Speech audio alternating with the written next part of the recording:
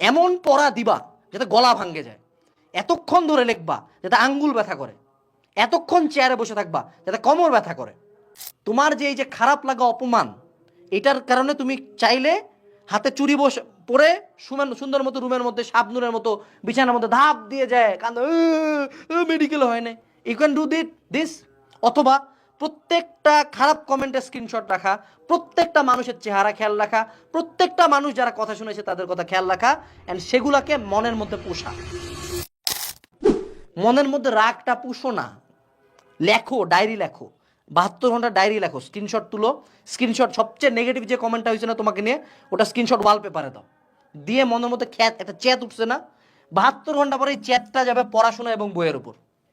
72 ঘন্টা পরে যেই কোর্সে থাকবা, যেই বইতে থাকবা, সামনে যা থাকবে এমন পড়া দিবা যাতে গলা ভাঙ্গে যায়, এতক্ষণ ধরে লিখবা যাতে আঙ্গুল ব্যথা করে, এতক্ষণ চেয়ারে বসে থাকবা যাতে কোমর ব্যথা করে।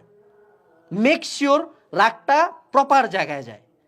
রাগের কারণে, দুঃখের কারণে হার মানে না, এটা তো খুব কোয়াইট ইজি জিনিস, খুব ইজি। গিভ আপ করা খুব ইজি, আমার মতে সুইসাইড করা খুব ইজি। একটা রিক্সাওয়ালা চালিয়ে কালকে সুইসাইড করতে পারে, ভ্যালিড রিজন আছে তার কাছে, বাট সে কি করে? ফাইট করে।